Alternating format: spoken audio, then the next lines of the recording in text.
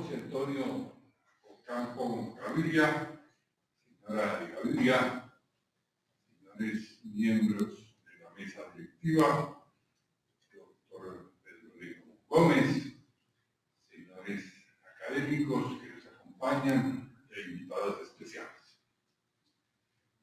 Nos complace recibir en el seno de esta academia a don José Antonio Ocampo Gaviria, un intelectual de una enorme trayectoria, no solo dentro del país, sino que es visto hoy como un referente continental, pues su aquilatado discurrir lo ha hecho posicionarse como un oráculo de las ciencias económicas, cuya consulta resulta obligada a la hora en que los gobiernos y las autoridades de la materia requieren luces eficaces para estructurar sus definiciones.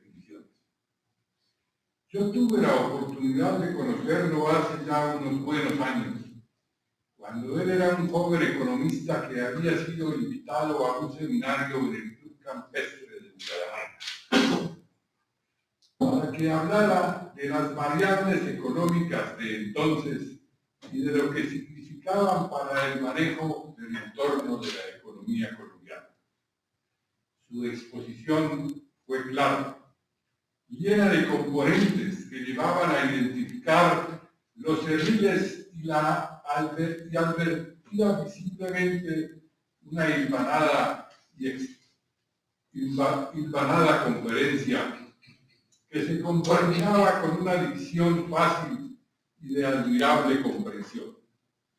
Allí entendí entonces que el lenguaje de las ciencias económicas podía estar al alcance de los legos en la materia, contrario a lo que muchos han afirmado en el sentido de que es solo comprensible para quienes han auscultado las aguas profundas de los rigurosos contenidos de la disciplina.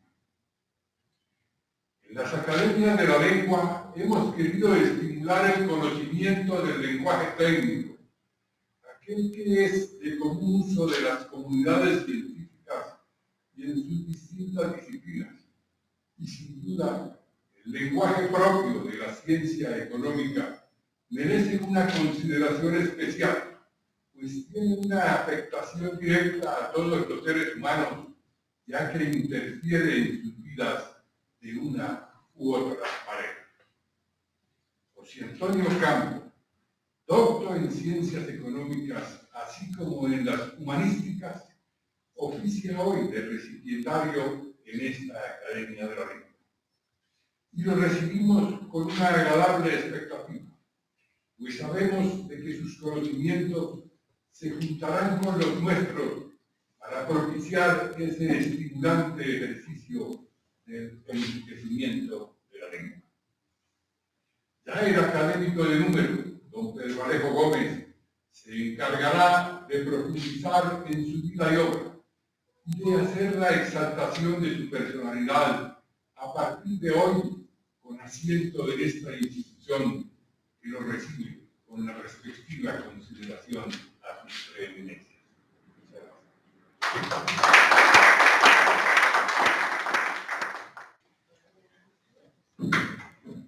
Disertación del miembro correspondiente, don José Antonio Ocampo Gaviria, sobre el tema la controversia entre el centralismo y el regionalismo en la historia de Colombia.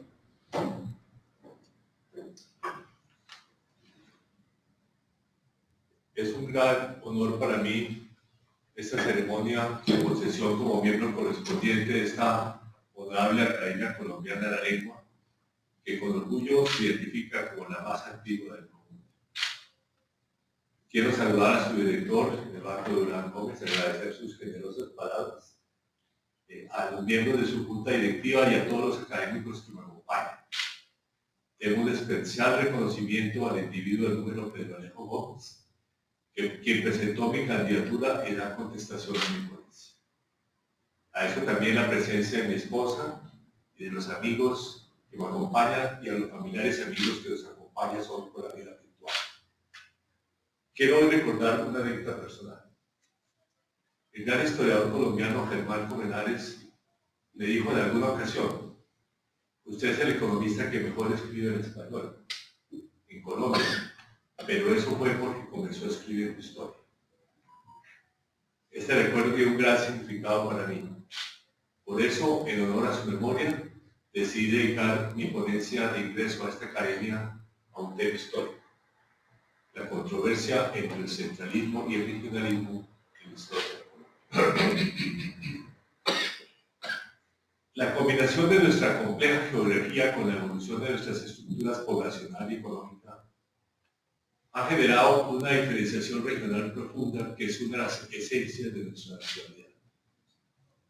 Si nos remontamos a la colonia, en muchas partes del país sobrevivieron pueblos indígenas, pero también se mezclaron con la población blanca, dando lugar a regiones donde predomina el mestizaje.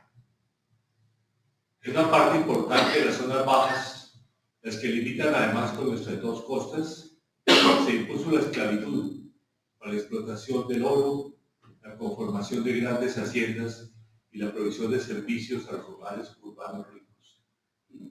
La población afrodescendiente hace por lo tanto presencia importante e incluso dominante en esta zona. Y a dos regiones, Antioquia y Santander, vinieron migraciones tardías de población blanca durante la colonia, que conformaban unas estructuras económicas en las que respectivamente la pequeña minería de oro y la artesanía textil vinieron a ser una parte importante de sus actividades económicas. Esta heterogeneidad racial, si me lo permite utilizar ese término, asociada además a la geografía y a las actividades económicas, es una de las características más importantes de Colombia si se compara con otras naciones latinoamericanas. En efecto, si se miran los censos de población que se hicieron en torno a 1800, se observan cuatro estructuras poblacionales muy diferentes en América Latina. En la primera predomina la población mestiza e indígena, con México y Perú, centros ambos de los principales virreinatos como los ejemplos más notorios. Un segundo grupo lo constituyen los países donde predominaban las poblaciones afrodescendientes, con Brasil, Cuba y Venezuela como casos protuberantes. El tercero lo conforman los pocos países donde predominaba desde la colonia la población blanca, Chile y Uruguay. Y hay un cuarto grupo donde los tres grupos raciales se dividían casi por terceras partes: Argentina y Colombia. Argentina dejó de serlo en parte por la venta de esclavos a Brasil, pero sobre todo por la masiva migración europea que recibió a fines del siglo XIX y comienzos del siglo XX. De esta manera, nuestro país fue el que mantuvo esa heterogeneidad estructural racial muy asociada además a las diferentes regiones del país. La evolución económica transformaría profundamente algunas de esas estructuras poblacionales. En ese sentido, conviene resaltar en las primeras décadas de la República se generaron tres procesos importantes.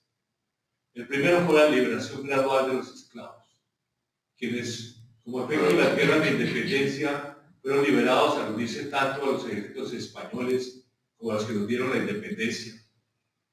A ellos le sucedió la libertad de bienes decretada en 1821 del Congreso de Cúcuta y luego la eliminación final de la esclavitud en 1851. Aunque los antiguos esclavos se integraron a actividades urbanas y rurales en calidad de subalternos, uno de los efectos más importantes fue la desaparición de la minería esclavista de oro del Pacífico, que dejó a la población del Chocó y la costa del Cauca en una situación de aislamiento y extrema pobreza. Curiosamente, el surgimiento de Buenaventura como uno de los principales puertos de Colombia, gracias a la construcción casi simultánea del Canal de Panamá y el Ferrocarril Pacífico en la década de 1910, no le generó a esta población afrodescendiente grandes posibilidades, ya que las actividades económicas principales se concentraron en Cali. Como lo he señalado en uno de mis escritos, Cali se convirtió en el puerto y Buenaventura en el mundo. Es una estructura económica que por lo demás se ha mantenido en gran medida hasta nuestros días. El segundo proceso fue la importación creciente de textiles ingleses con precios bajos alimentados por la primera revolución industrial, que terminó por acabar con la industria textil de algodón de Santander.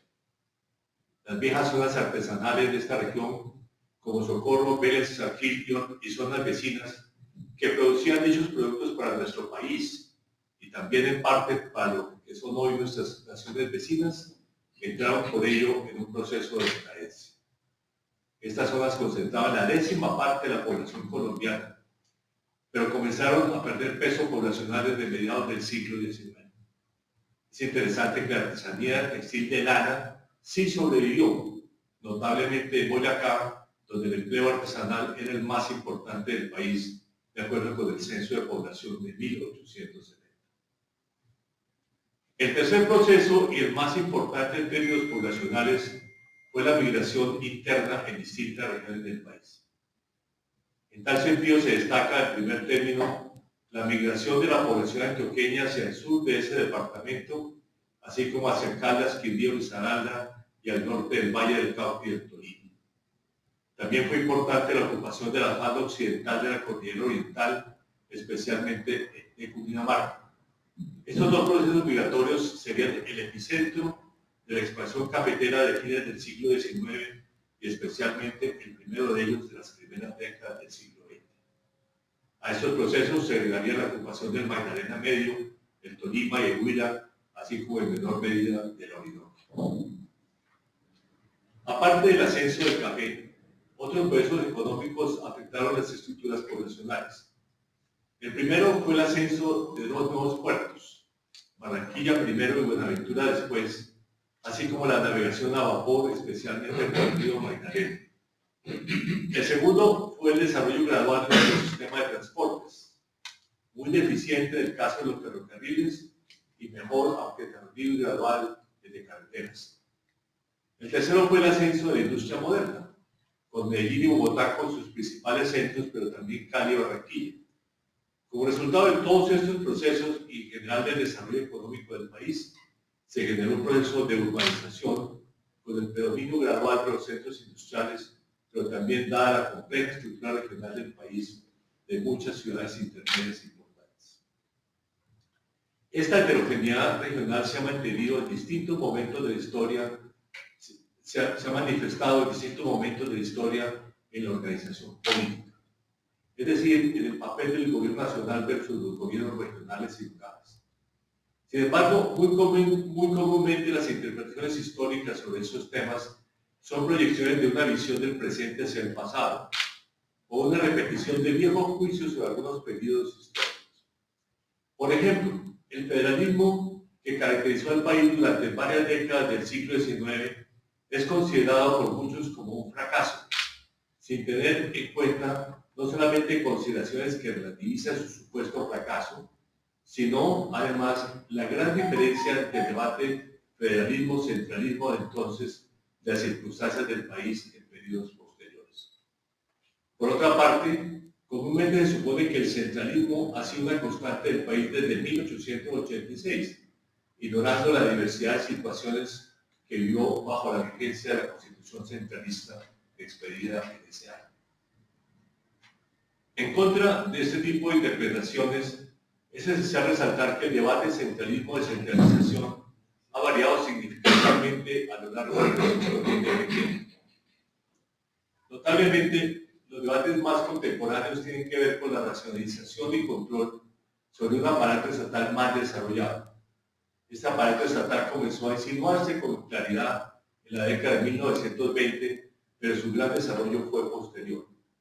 Por el contrario, hasta comienzos del siglo XX se debatió en torno a un aparato estatal pequeño, pero en torno a ese exiguo aparato se discutió la formación misma de la nacionalidad colombiana.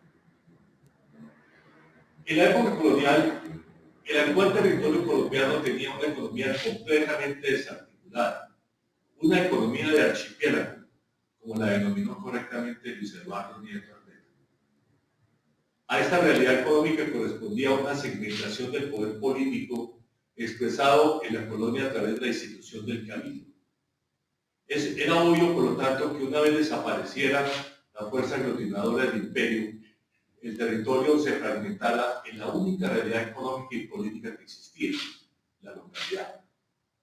Así lo expresó claramente José Manuel Restrepo, quien fue además uno de los grandes próceres de la naciente república.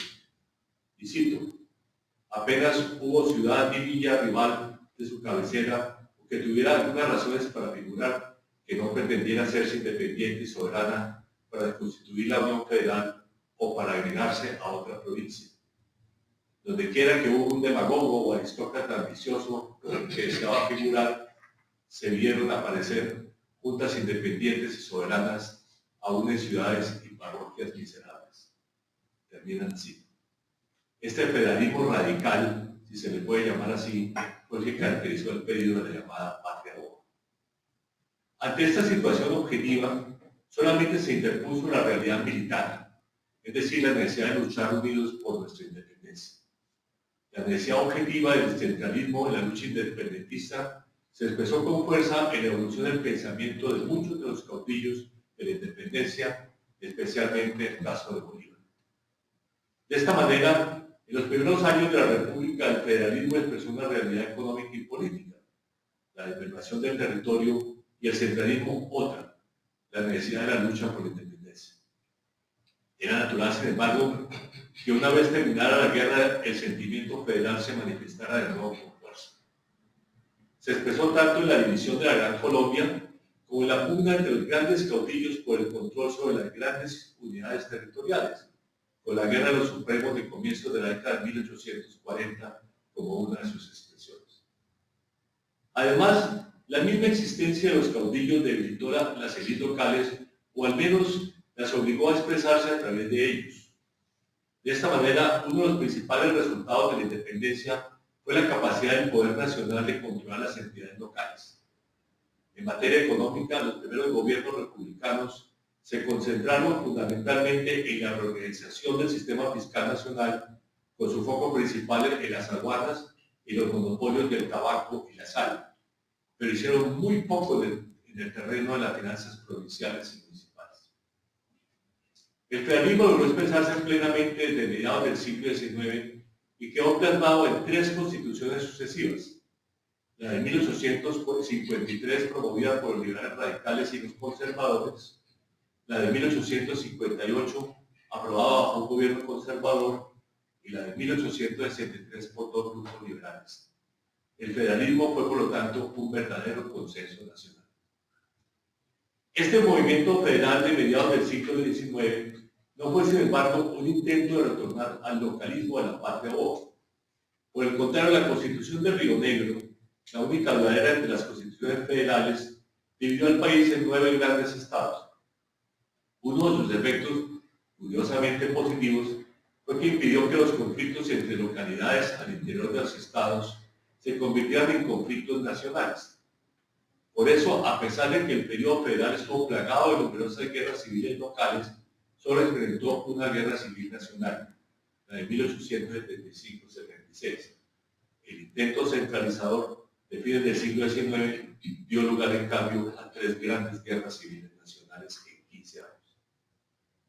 Para los liberales, el motivo fundamental de la descentralización fue robustecer la iniciativa local, que en un país desarticulado como la Colombia de entonces era un requisito necesario para cualquier avance económico. La primera gran manifestación del sentimiento federal de mediados del siglo fue la descentralización de rentas y gastos de 1850.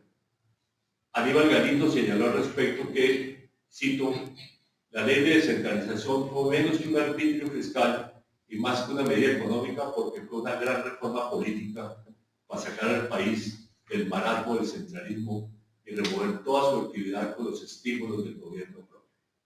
Cierro la cita. En términos fiscales, el federalismo fue un gran éxito.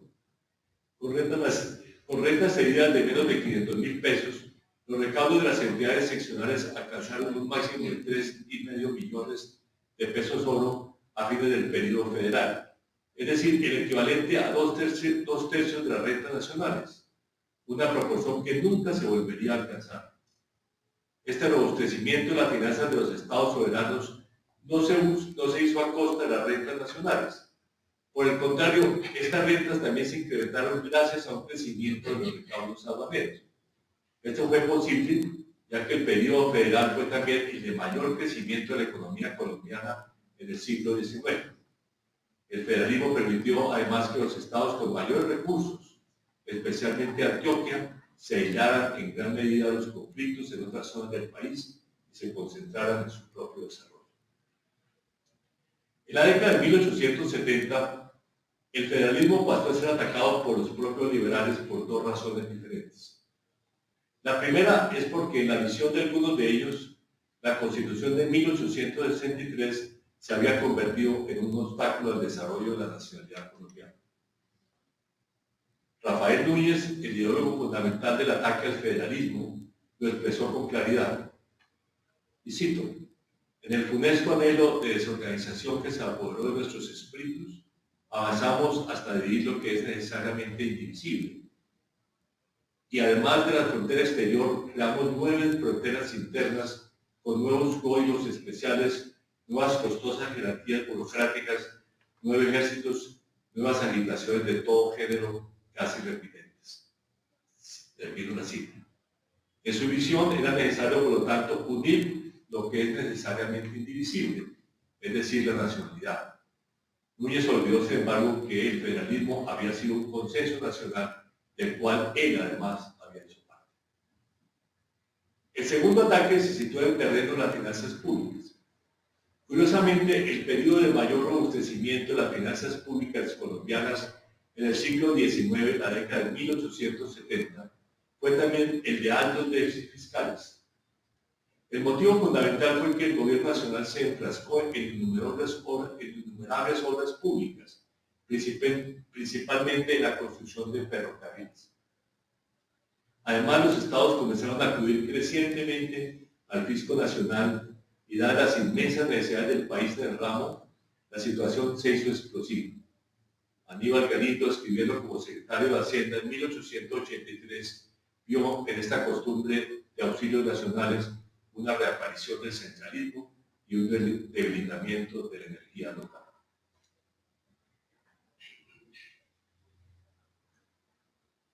La transición del federalismo al centralismo y posteriormente a un nuevo consenso descentralizado duró 25 años, desde la Guerra Civil de 1885 hasta el triunfo de la Unión Republicana de origen bipartidista en las elecciones de la Asamblea Nacional Constituyente de 1910. Este cuarto de siglo fue un periodo caracterizado por grandes traumatismos políticos, 3 guerras civiles nacionales, entre ellas la más sangrienta de nuestra historia, y una dictadura. La Unión Republicana logró un consenso sobre la necesidad de autonomía y un mayor relativo poder fiscal de los gobiernos regionales. Este movimiento fue precisamente una victoria contra el intento ultracentralista de Rafael Reyes, que quiso eliminar cualquier vestigio de independencia de los gobiernos regionales y a través de la división de los antiguos estados en pequeños departamentos, la eliminación de sus fuentes de recursos propios y su reemplazo por transferencias del gobierno central. Finalmente, el movimiento republicano logró fijar como rentas departamentales la de huello, licores y tabacos, sobre las cuales se había presentado una gran pugna con la nación desde 1887. Además, logró incluir en la reforma constitucional de 1910 el principio según el cual, cito, los bienes y rentas de las entidades territoriales son de su propiedad exclusiva, gozan de las mismas garantías de la propiedad y renta de particulares y no podrán ser ocupadas sino en los mismos términos en los que sea la propiedad privada. Cierro la cita. Gracias a la división clara entre rentas nacionales y departamentales y a la creación de nuevas fuentes fiscales, los departamentos adquirieron una importancia solo ligeramente inferior a la que habían tenido los estados federados en el siglo XIX. En la década de 1910 y 1920, los ingresos departamentales giraban alrededor del 50% de los ingresos nacionales contra un 27% en 1887 y un 15% o menos durante el gobierno de Reyes. La importancia fiscal de las finanzas regionales en los años 1920 fue por lo tanto mucho mayor de la que caracterizaban al país antes de las reformas descentralizadoras de los años 1980. Los departamentos y municipios superaban en conjunto la nación en términos de gastos en 1929, especialmente en los de educación y salud, y casi la igualaban en importancia en inversión pública. Solo en términos tributarios eran ampliamente superados. Sorprende especialmente la importancia de los departamentos y municipios en la inversión pública y el endeudamiento externo en la década de 1920, que fue necesario para financiar. Dicho endeudamiento se concentró, sin embargo, en departamentos y municipios más ricos, especialmente en Antioquia y Medellín, que contrajeron conjuntamente el 48% de la deuda externa departamental y municipal y la cuarta parte de la deuda pública externa en dicha década.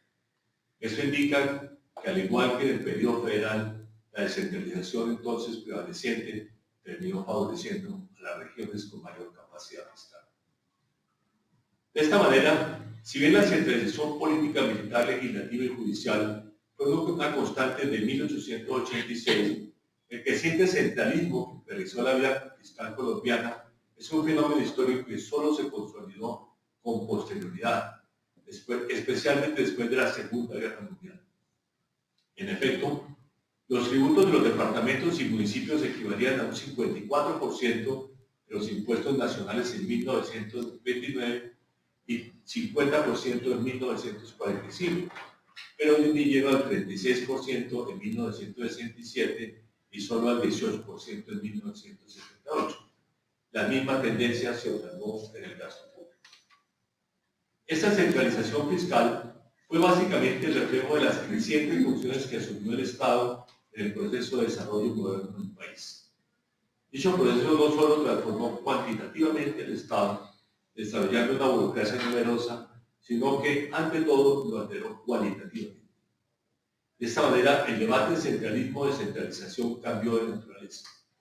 En el terreno político, en los años 1980, se discutía básicamente el control sobre un aparato estatal complejo y burocráticamente numeroso que antes no existía, y se refería en particular a la posibilidad de incrementar la eficacia de la acción estatal mediante la mayor descentralización de algunas funciones públicas. Para analizar con mayor detenimiento las peculiaridades de este proceso de centralización, vale la pena distinguir tres esferas de la acción del gobierno nacional a través de las cuales se consolidó su dominio sobre otros niveles del sector público: la provisión de infraestructura física, los mecanismos de intervención de regulación de la economía y el gasto público social. Ante la creciente concentración de estas funciones en el orden nacional, solamente surgió como contrapeso histórico el desarrollo de los servicios públicos modernos, alrededor de los cuales los grandes municipios colombianos lograron mantener un peso importante. Desde el punto de vista económico, la provisión de infraestructura adquirió una nueva dimensión cuando el Estado comenzó a desarrollar directamente los sistemas de transporte modernos, es decir, el ferrocarril, las carreteras y las facilidades portuarias. Este proceso se consolidó firmemente en la década de 1920. Vimos, sin embargo, que desde fines del periodo federal, la presión de las subvenciones nacionales para las vías de transporte fue una constante histórica. Debido a los inmensos recursos que dispuso la nación en la década de 1920 para invertir en infraestructura, dichas presiones canalizadas a través del Congreso Nacional produjeron una proliferación de vías y subvenciones y una corrupción en el ramo que contribuyeron a interrumpir los ingresos de capital desde mediados de 1928, así como a la caída en 1930 del Partido Conservador, que había gobernado nuevamente desde 1914. Desde fines del siglo XIX, el problema básico en esta esfera fue el acceso diferencial de la nación y las regiones, no solo a los tributos más jugosos, sino también al crédito externo. Los impuestos al comercio exterior fueron desde la independencia el ingreso tributario más importante, y ninguna reforma federal intentó descentralizar este ramo. Más aún, la necesidad de conformar un mercado interno condujo a la eliminación progresiva de las aduanas internas, lo que se consolidó definitivamente durante la regeneración. Cuando surgieron nuevas fuentes tributarias de gran alcance, en particular los impuestos a la renta desde 1936 y a las ventas desde 1960, se fortaleció de nuevo al fisco nacional. Por otra parte, aunque la nación no tuvo acceso en el siglo XIX al crédito externo por la imposibilidad crónica de pagar la deuda contraída durante la independencia, sí pudo servir como garante y fuente de subvenciones de las empresas ferroviarias privadas que se desarrollaron, la mayoría de las cuales eran extranjeras. Cuando el crédito externo se abrió por fin en la década de 1920, las regiones y ciudades más ricas del país se beneficiaron de él, como ya se señaló, pero su capacidad de endeudamiento estaba prácticamente copada en 1929 y la desorganización con la cual acudieron a los mercados internacionales de capitales obligó al gobierno nacional a establecer controles estrictos al endeudamiento de los departamentos y municipios mediante la Ley Sexta de 1928. A partir de entonces, el control nacional sobre el crédito externo a los gobiernos nacionales ha sido constante. En todo caso, si se exceptúa Antioquia, ninguna entidad territorial tuvo los recursos necesarios para desarrollar por sus propios medios las vías de transporte de mayor envergadura. El caso del ferrocarril de Antioquia es tan excepcional que tiende más bien a confirmar la dificultad que tuvieron las regiones para desarrollar este tipo de obras. La dependencia de los estados y departamentos del fisco nacional en lo relativo a vías de transportes tendió a reproducirse en el nivel municipal a medida que los gobiernos locales tomaron iniciativas en el desarrollo de los servicios públicos modernos. En ese aspecto, no hay que olvidar que muchos de esos servicios aparecieron inicialmente como empresas privadas y solo lentamente pasaron a ser controladas por los municipios. Simultáneamente, con la intervención municipal se difundieron las subvenciones nacionales que se regularizaron con la creación del Fondo de Fomento Municipal en 1940. Además, la nación comenzó a jugar un papel creciente en el desarrollo eléctrico, una intervención que se acentuó a medida que las redes eléctricas se extendieron a las regiones más pobres y las zonas rurales del país y que se construyó el sistema de interconexión nacional. En el ramo de telecomunicaciones, la centralización se impuso mucho más pronto. Sin embargo, la administración de los servicios públicos en las grandes ciudades colombianas fue uno de los pocos contrapesos a la centralización fiscal. Al desarrollo de la infraestructura física se agregó en los años 1920 y 1930 una serie de mecanismos de intervención del Estado en la economía que por su propia naturaleza se concentraron en el gobierno nacional. Existían algunos antecedentes en materia de intervención del Estado, especialmente la creación del Banco Nacional a fin del siglo XIX y la política proteccionista de la regeneración, muy acrecentada durante el gobierno de Rafael Reyes. Sin embargo, con la creación del Banco de la República y el Banco Agrícola y Hipotecario en 1923, las medidas de emergencia ante la crisis mundial de los años 30 y la política del intervencionismo integral del Alfonso López Pumarejo, se inició una fase de activa presencia estatal en la economía que se fue profundizando a lo largo del siglo XX. Tal presencia se manifestó no solo en la formulación de políticas económicas por parte del gobierno nacional y su intervención en las relaciones agrarias y laborales, sino también la creación de una gran cantidad de entidades descentralizadas y empresas públicas nacionales. A todo lo anterior se añadió la centralización del gasto público social.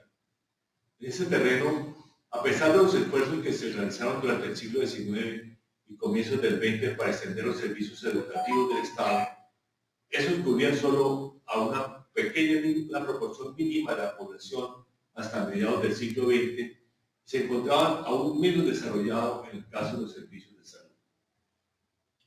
Con la extensión de los programas de educación y salud, su creciente diversificación y el desarrollo de las nuevas formas de gasto público social, los programas de vivienda popular, la seguridad social y el bienestar familiar, la centralización se impuso en este ramo, acelerándose desde los años 1970 con el situado fiscal, la nacionalización de la educación secundaria y el financiamiento de un número creciente de universidades públicas, muchas de ellas formalmente departamentales por parte de la nación.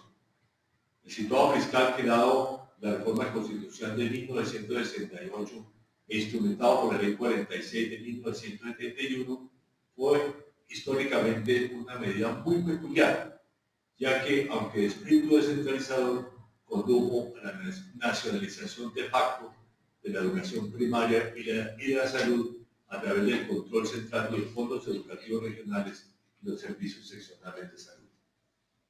De hecho, la nacionalización creciente de la educación y la salud fue el último paso en el proceso de centralización del Estado colombiano. Ese proceso terminó creando una administración delegada de sus programas sociales, que en cierto sentido convirtieron a los departamentos en meras agencias políticas del gobierno nacional. Además, los departamentos se vieron perjudicados por la proliferación de organismos paralelos del Estado, no solo las oficinas de las entidades descentralizadas nacionales, sino también las corporaciones regionales y varias entidades de diversos campos de la acción política y pública, y los departamentos cafeteros, los comités departamentales. Al mismo tiempo, la mayoría de los municipios colombianos pasaron a depender casi completamente de las transferencias y de una multiplicidad de agencias nacionales. En este proceso, solo se mantuvo la importancia fiscal de los grandes municipios. No es, por lo tanto, sorprendente que ese fuera el espacio privilegiado para avanzar hacia una descentralización en la década de 1980. Sin embargo, más allá de ello, si la función histórica del centralismo fiscal en Colombia fue la extensión de las funciones del Estado, la descentralización efectiva de los amplios servicios estatales creó la posibilidad de revitalizar los gobiernos departamentales y municipales.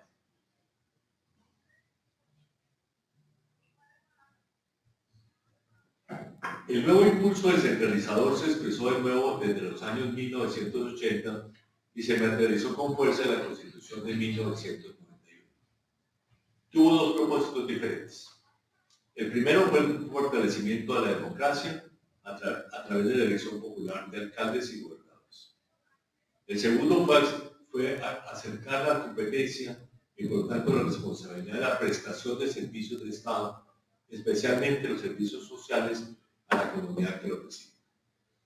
El proceso de descentralización fue financiado en parte con el fortalecimiento de los impuestos departamentales y municipales, particularmente los segundos, y el crecimiento y mejor distribución de las regalías, pero especialmente por el aumento de la participación de los departamentos y municipios en los ingresos corrientes de la nación.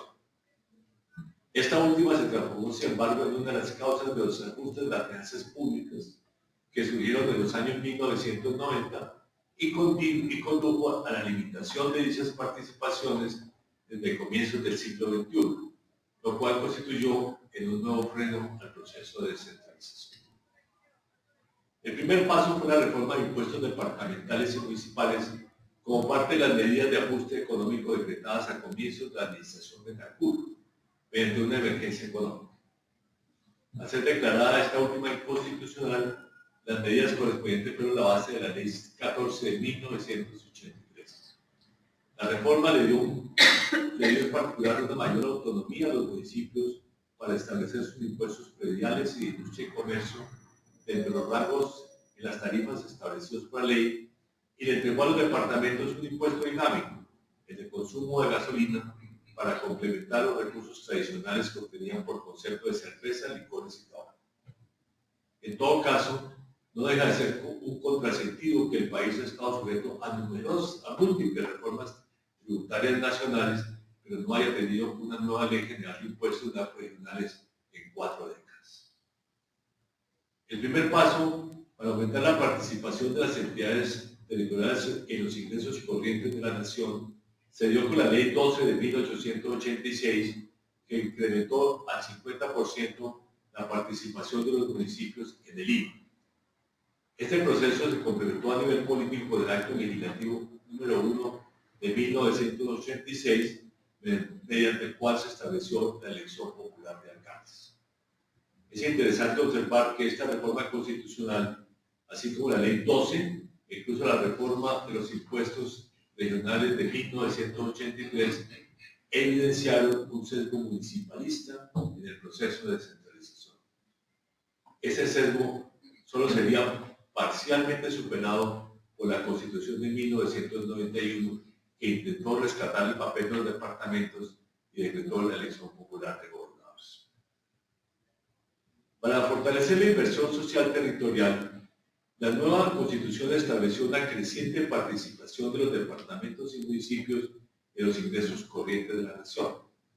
La Ley 60 de 1993, que desarrolló este principio, generó un fuerte aumento de los ingresos recibidos por las entidades territoriales por este concepto, que pasaron de una quinta parte a cerca de la mitad de los ingresos corrientes de la nación a fines de la década de 1990. A esto se agregó el apoyo que obtenían las entidades territoriales a través de mecanismos de cofinanciación de sus inversiones. En forma paralela se pasó de lo que he denominado de administración delegada a una descentralización más efectiva de los servicios sociales del Estado, especialmente de educación y salud, aunque se sujeta todavía a normas y supervisión nacionales.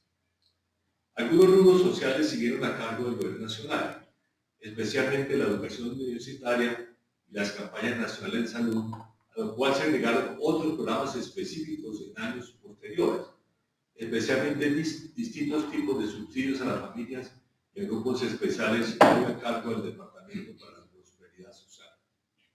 También cabe resaltarlo, el rubro más importante del presupuesto de educación, los salarios de los maestros, es el resultado de negociaciones entre el Gobierno Nacional y FECODE, es decir, de un proceso que se puede considerar centralista. La creación del Sistema de Seguridad Social en Salud mediante la Ley 100 de 1993 generó otros cambios importantes en el proceso de centralización. En particular, mezcló subsidios a la demanda procedentes del Sistema de Seguridad Social con participación de las entidades territoriales en los ingresos de la nación que tradicionalmente financiaban la oferta directa de servicios. De acuerdo con la visión de esta ley, el proceso debería convergir hacia uno en el cual los recursos de las entidades territoriales se canalizarían también en su mayoría a subsidios de demanda y todas las entidades públicas, privadas y solidarias competirían en la provisión de servicios. Varios hospitales públicos provenientes de los antiguos institutos de seguros sociales y el Sistema Nacional de Salud sobrevinieron, aunque con un claro debilitamiento, y algunas entidades territoriales crearon también empresas promotoras de salud de carácter público que complementaron las EPS privadas y solidarias, especialmente en el régimen subsidiado de salud. De facto, sin embargo, la Ley 100 debilitó el objetivo de descentralizar el manejo de la salud pública. Aunque la participación en las rentas nacionales y los recursos tributarios propios aumentaron, el gasto de las entidades territoriales aumentó aún más rápidamente durante los años 1990, generando crisis fiscales en muchas de ellas. La Ley de Endeudamiento Territorial de 1997, denominada corrientemente la Ley de Semáforos, y especialmente la Ley de Ajuste Territorial de 2000 y 2003, frenaron este proceso, poniendo a muchas entidades bajo severos programas de ajuste fiscal administrados por la Dirección de Apoyo Fiscal del Ministerio de Hacienda. Por su parte, para frenar el fuerte efecto que las crecientes participaciones de las entidades territoriales estaban generando en las finanzas públicas nacionales, el acto legislativo número 1 del 2001 creó el Sistema General de Participaciones, el cual estableció un crecimiento anual de la participación basada en la evolución de la inflación y pequeños aumentos reales. El acto legislativo número 4 del 2007 prorrogó hasta el 2016 el sistema con ajustes más favorables para entidades territoriales y unos recursos adicionales para la educación y la primera infancia. Después de esta nueva transición se estableció una fórmula que volvió a dar las participaciones a los ingresos corrientes de la nación, estableciendo que aumentarán con base en crecimiento promedio de dichos ingresos en los 3 años anteriores. El resultado de las normas expedidas desde el comienzo del siglo ha sido, sin embargo, una fuerte disminución de la participación de las entidades territoriales en los ingresos corrientes de la nación, los cuales han retornado a niveles similares a los del comienzo de los años 1990, es decir, en torno al 30%. En conjunto, estas reducciones, además de las crecientes competencias nacionales en manejo de los recursos de salud y la multiplicación de programas sociales a cargo del gobierno nacional, deben considerarse como claros frenos al proceso de descentralización. Por su su parte, el Sistema General de Regalías ha constituido una fuente adicional de recursos para las entidades territoriales.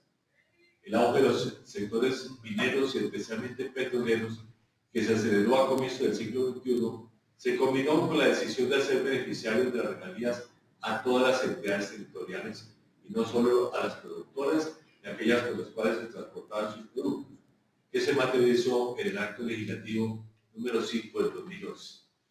Los recursos han beneficiado en particular a los departamentos. Han tenido, sin embargo, numerosos rezagos en su ejecución debido al atraso en el diseño de proyectos de inversión viables y a la complejidad del sistema de aprobación a través de los órganos colegiados de administración y decisión. Es muy probable además que estos recursos comiencen a disminuir como resultado de la menor producción de petróleo y carbón. Muchos autores han indicado que el objetivo de aumentar la eficiencia del gasto descentralizado solo se logra cuando la proporción de los gastos locales financiados con recursos propios es mayor. Sin embargo, la capacidad de las distintas entidades territoriales para beneficiarse de sus facultades tributarias le dio la Ley 14 de 1983 ha favorecido en particular a los municipios más grandes que cuentan con las mejores bases tributarias. Por lo contrario, los criterios claramente redistributivos que han incluido en el Sistema General de Participaciones sí han permitido mitigar en parte las disparidades regionales existentes en materia social. Como un todo, se puede decir que el modelo de centralización que surgió en Colombia en los años 1980 ha sido un híbrido entre uno del cual los gobiernos territoriales son esencialmente ejecutores de políticas diseñadas a nivel central y uno de elección pública local, en el cual dichos gobiernos gozan de autonomía en la definición de sus políticas y son responsables directamente por la ciudad, ante la ciudadanía por los servicios que prestan. La división precisa de las responsabilidades de los distintos niveles de gobierno y la coordinación de las distintas fuentes de financiamiento no ha sido una tarea fácil y mantiene sin duda elementos importantes de centralismo. Puede decirse, por lo tanto, que el objetivo de fortalecer las decisiones de los gobiernos subnacionales con la elección popular de alcaldes y gobernadores solo se materializó en los municipios con mayor proporción de ingresos propios.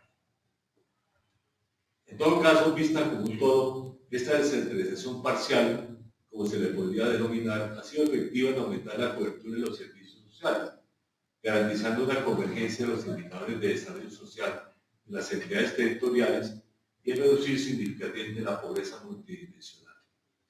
Esos son sus mayores logros.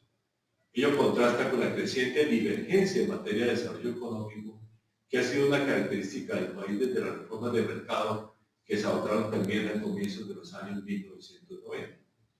Además, el proceso de descentralización no ha incluido un papel importante en las regiones en las políticas de desarrollo económico, aunque algunas regiones sí han adoptado políticas en este campo con el apoyo del sector privado. Ese es el marco del renovado debate sobre descentralización, pero especialmente de mayor autonomía territorial. Algunas de las reformas más importantes son las que ha puesto sobre la mesa la misión de descentralización que presentó recientemente su informe. Incluyen la expedición de una nueva ley orgánica de ordenamiento territorial, una clara definición y delimitación de las competencias de departamentos y municipios que frene la tendencia de las últimas décadas a ampliar las competencias nacionales en muchos campos y el diseño de mecanismos de supervisión que garanticen el cumplimiento de sus funciones y la integridad de sus procesos políticos. A ello se debe agregar el fortalecimiento de los esquemas asociativos territoriales y la participación ciudadana en la región. Reducir las desigualdades económicas regionales que han tendido a aumentar durante las últimas décadas debe ser un objetivo adicional y esencial de la reforma. Es esencial, por lo tanto, que la nueva agenda de descentralización incluya una mayor participación de las regiones en las políticas de desarrollo económico regional, así como instrumentos de apoyo a la formación de equipos de funcionarios públicos y, en general, al desarrollo de las capacidades de las regiones menos avanzadas del país. En términos de financiamiento, el aumento de las participaciones de las regiones en las rentas nacionales ya es objeto de nuevas iniciativas constitucionales. Dada la compleja situación fiscal del gobierno nacional, estas deben ser responsables fiscalmente. Es esencial además que el sistema general de participaciones mantenga, incluso fortalezca las reglas que contribuyen a reducir las desigualdades regionales. Y finalmente, esas iniciativas deben estar acompañadas de una nueva reforma de los impuestos departamentales y municipales. Dada la histórica heterogeneidad regional del país, el retorno del debate sobre descentralización es un avance del país. Sus elementos esenciales deben ser fortalecer la autonomía territorial y reducir las desigualdades regionales, tal como lo establece la Constitución de 1991. En términos históricos, exige revertir la fuerte tendencia centralizadora que caracterizó al país desde las décadas del 40 al 80 del siglo pasado y que revivió desde comienzos del siglo actual en contra del espíritu y la letra de nuestra Carta Política. Muchas gracias.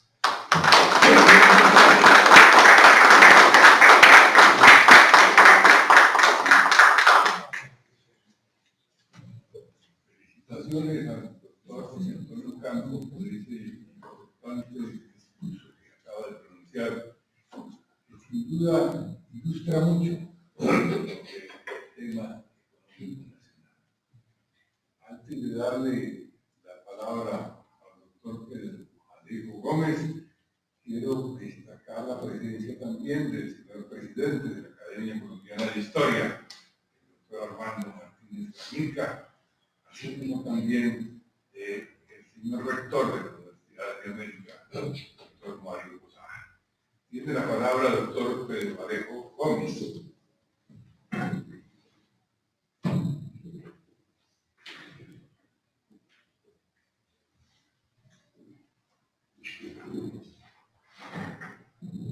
A quien primero le oí ponderar los textos de José Antonio Campos fue a Jaime Jaramillo.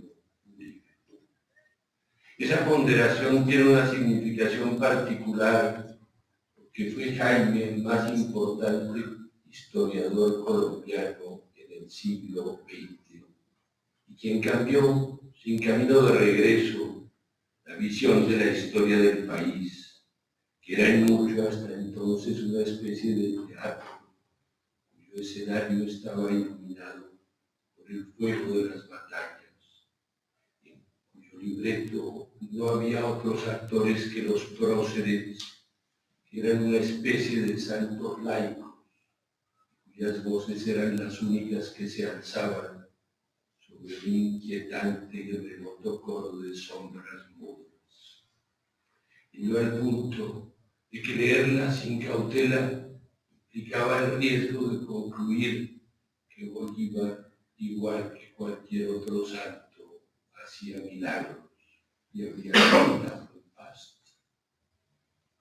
Fue Jaime quien abrió las puertas de ese cuarto encerrado que era la historia, y con ello comenzaron a oírse las voces de quienes hasta entonces habían sido condenados a la muerte suspendida del silencio.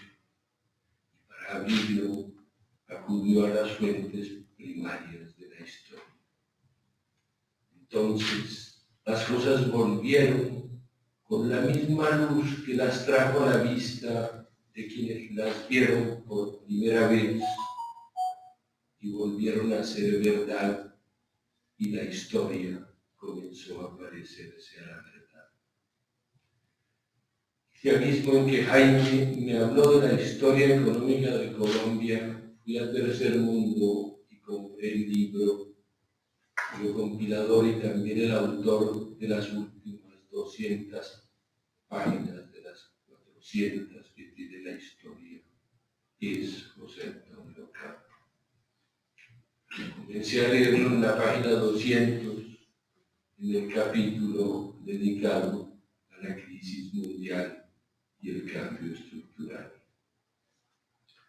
Esas páginas están pobladas sin tregua de hechos precisos que se suceden uno tras otro, descritos con admirable exactitud y sin un solo adjetivo. En ellas, lo más remotamente cercano casi que diría antípodamente cercano a un adjetivo, podría ser cambiar el orden de los hechos, por lo que cambiaría la interpretación. Esa precisión sobre los hechos, pienso, está una de las claves de la buena escritura. La otra está en saber qué es con los hechos, con lo que se escribe. Esos textos, igual que el que ustedes acaban de escuchar, me recordaron un admirable consejo literario. Alguien dijo, hay que seguir el relato y no al autor. El consejo es tan bueno que he olvidado quién lo dijo, pero no el consejo. Seguir los hechos, no al autor. Consejo tan contrario a lo que acostumbra el país.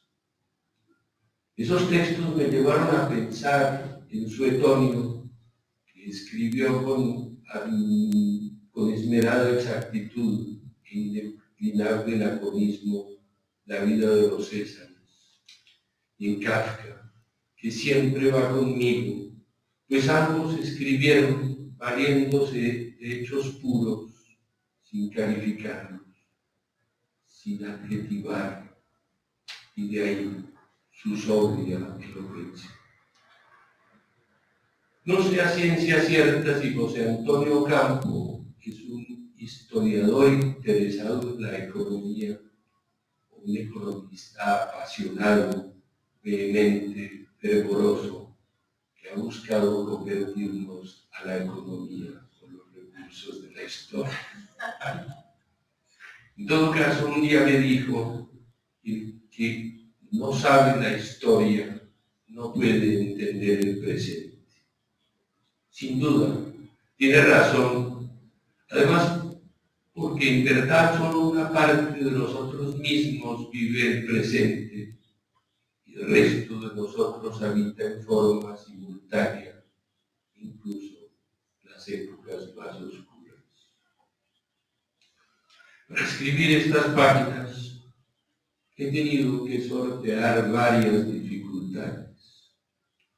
Podía haber escrito un listado de los temas que Ocampo ha abordado, pero abandoné la posibilidad por el riesgo de que este texto acabara pareciendo la lectura del índice de un tratado de economía.